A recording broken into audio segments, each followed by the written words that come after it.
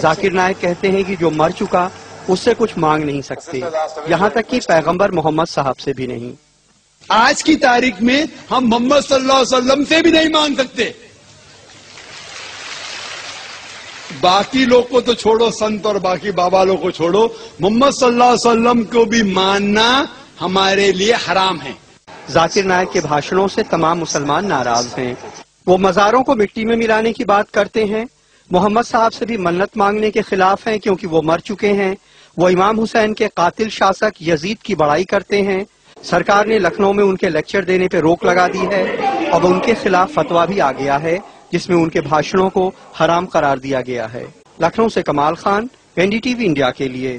اس کی سزا رب کائنات عطا فرماتے بیان فرماتے ہیں، اگر یہ بے ادبی ہو گئی، یہ بے ادبی، اور اب ذرا سمجھنے کی بات ہے، بے ادبی کی سطح، بے ادبی کی نوعیت، بے ادبی کی مقدار، بے ادبی کا حجم، ذرا اس کا جائزہ یہ اگر بے ادبی کے گریڈز بنانے لگ جائیں نا، بے ادبی کے درجے، تو اس کی اگر 1000 گریڈ بنا لیں، 1000، تو میرا خیال میں ان 1000 گریڈز میں یہ شاید پہلا گریڈ۔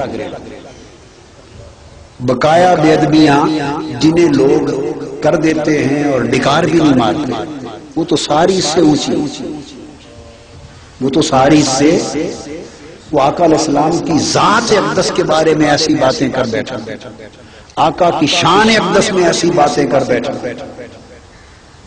یہاں تو دیکھیے نا، یہ بات ہو رہی ہے کہ جب پکارو تو انداز، الفاظ، لب و لہجہ اس میں بھی مساویانہ پن نہ ہو، برابری نہ آئے،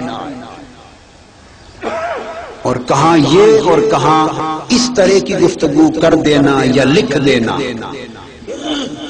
علم مصطفیٰ کی بات ہو رہی ہے، آپ سمجھا رہے ہیں، آپ کا موقف درست ہے یا غلط، مگر اس علم مصطفیٰ کو سمجھانے میں زید، بکر، مجنون، سبی، بچہ اور حیوانوں کا ذکر کر دینا۔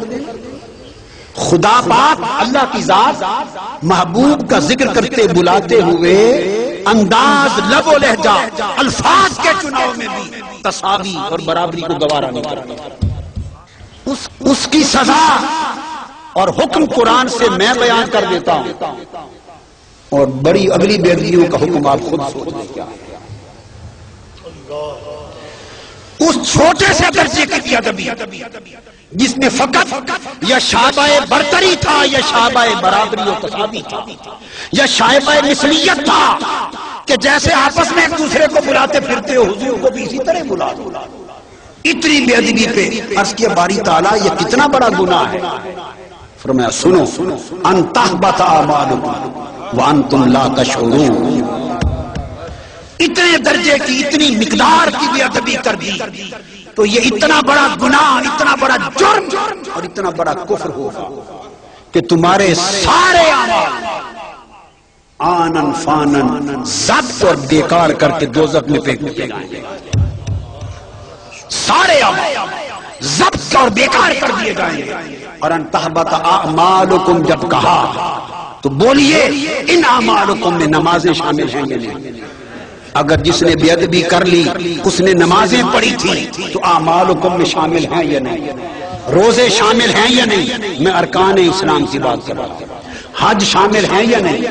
نماز شامل، روزہ اس میں شامل، حج شامل، زکوٰۃ شامل، کلمہ شہادت شامل، جہاد شامل، تبلیغ شامل، مسجدوں کا بنانا شامل، مدرسے بنانا شامل، عمر بھر بستر اٹھا کر تبلیغیں کرنا شامل، اور پیچے شلواریں اوپر اٹھا کر عمر بھر سنت پر عمل کرنا شامل۔ یہ سب اعمال شامل، صدقہ خیرات شامل، سنت پر عمل کیا، جتنا کیا انبار لگا دیے شامل، ہر سال حج کیا، 100 حج کر ڈالا، 10,000 بار عمرہ کر لیا، جو اعمال کیے تسبیح کی سارے شامل کر کے ایک پیکج بنا کے رکھ دیا۔ سارے اعمال، فرائض، واجبات، سنن، مستحبات، صدقات، مباحات، سب ایک طرف رکھ دیا۔ فرمایا دیکھ لو ان کا حجم بھی دیکھ لو، اور کس کس سطح کے اعمال ہیں؟ حج بھی ہے، روزہ، زکوٰۃ، نماز، صدقہ، جہاد، تبلیغ، سب کچھ، باقی باہر کچھ چھوڑا ہی نہیں، سارے اکٹھے کرتے۔ تو باری تعالیٰ کیا ہوگا؟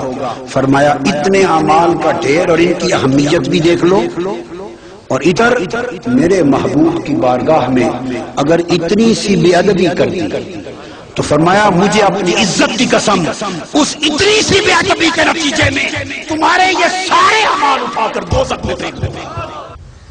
باری تعالیٰ دیکھیے اتنا بڑا فرق، ایک اس طرح کی بے ادبی اور ادھر اتنے اعمال کی پوری کائنات اجڑ گئی۔ کیسے؟ تو یہ بات سمجھنے والی ہے، اگر ادب مصطفیٰ اور بے ادبی بارگاہ مصطفیٰ کی اگر یہ بھی عمل ہوتا، اگر یہ بھی عمل ہوتا تو ایک عمل سے کروڑوں عمل کبھی ضائع نہ ہو سکتے۔ ایک عمل کروڑوں اعمال کو کبھی منسوخ نہ کرتا، اتنے بھاری عمل پڑے تھے۔ اب سوچنا یہ ہے کہ وہ کون سی شے ہے کہ جو ایک طرف تنہا اکیلی ہو اور ادھر اعمال کی کروڑوں اعمال کی پوری کائنات ہو تو وہ سارے راکھ ہو جائیں۔ وہ ایک طاقتور شے کیا ہے؟ تو میں آپ کو سمجھانا چاہتا ہوں، بتانا چاہتا ہوں کہ وہ ایک طاقتور اعمال کی دنیا میں کوئی ایسی چیز نہیں جو ایک عمل ہو اور سارے اعمال کو ختم کر دے۔ وہ ایک طاقتور چیز، اس کا نام صرف اور صرف ایمان، اس کا نام ایمان ہے۔ تو فرمایا کہ جس نے بارگاہ مصطفیٰ میں بے ادبی کی اس کا ایمان جاتا، اس کا ایمان جاتا رہا۔ تو اعمال کا اعتبار تو ایمان سے تھا، ایمان تھا تو اعمال تھے، اور جب بے ادبی مصطفیٰ سے ایمان چلا گیا تو تمہارے اعمال کو آگ لگانی کسی نے؟ اعمال کس کا؟ وہ کعبے کے اللہ کے گھر کے ارد گرد چکر تو ابو جہل بھی لگاتا ہوگا، ابو لہب بھی لگاتا ہوگا، اور لگاتے تھے۔